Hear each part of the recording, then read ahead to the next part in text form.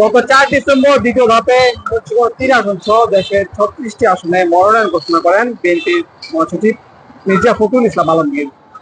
মুন্সিগঞ্জ 3 আসনে মনোনয়ন দেওয়া হয় বিএনপির সমাজ কল্যাণ বিষয়ক সম্পাদক মোহাম্মদ কামরুজ্জামান রতনকে। মনোনয়ন পরিবর্তনের দাবিতে তারা 8 দিন বিক্ষোভ, মশাল মিছিল সহ বিভিন্ন কর্মসূচি পালন করেছেন জেলা বিএনপির সদস্য সচিব মোহাম্মদ মহিউদ্দিন সমর্থিত নেতাকর্মীরা। তাতেও পরিবর্তন হয়নি মনোনয়ন।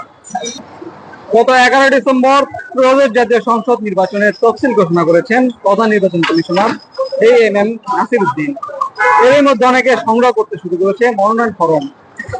মুন্সিগঞ্জ 3 আসনে স্বতন্ত্র প্রার্থী হয়ে সাবেক 5 বারের এমপি ও একবার উপমন্ত্রী আলহাজ আব্দুল হাইয়ের ছেলে ইফতেখারুল আলম রিপনের পক্ষে মনোনয়ন ফরম সংগ্রহ করেছেন জেলা বিএনপির সাবেক সদস্য সচিব মোহাম্মদ হাবিব জানা। গণমাধ্যম কর্মীদের বলেছেন, চূড়ান্ত প্রার্থী ঘোষণা না হওয়ায় তারা ইফতেখারুল আলম রিপনের পক্ষে মনোনয়ন ফরম নিয়েছেন।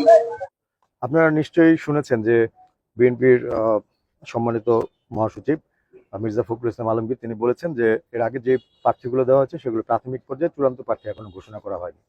তো যেহেতু আমাদের চূড়ান্ত প্রার্থী ঘোষণা করা হয়নি, সেই হিসাবে আজকে মুন্সিগঞ্জ 3 আসনে আমাদের মুন্সিগঞ্জের সাবেক উপমন্ত্রী 5 বারের নির্বাচিত সাংসদ জননেতা আলহাজ আব্দুল্লাহের ছেলে ইফতেখারুল আলম ভাইয়ের পক্ষ থেকে আমরা আজকে মনোনয়নপত্র সংগ্রহ করি।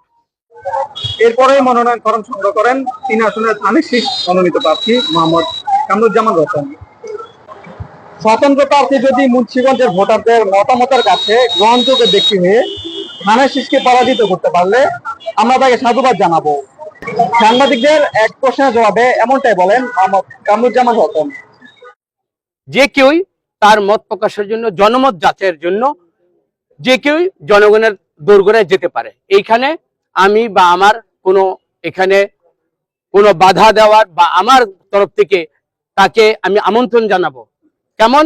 সেটা হলো স্বতন্ত্র প্রার্থীও যদি বাংলাদেশের এই মুন্সিগঞ্জের 3 আসনের 5,900-200 সামথিং যারা ভোটার আছে তাদের মতামতের কাছে সে যদি গ্রহণযোগ্য ব্যক্তি হয় এবং তার মতামত স্বতন্ত্রতা কিছু মতাদর্শ থাকবে, তার ব্যক্তি ইমেজ থাকবে, এগুলো নিয়ে যদি ধানের শীষের প্রতীককে বা দাঁড়িপাল্লাকে যদি পরাজিত করে সে যদি জয়যুক্ত হয়, আমি আমার তরফ থেকে আপনাদের মাধ্যমে বলতে চাই আমি তাকে সাধুবাদ জানাবো।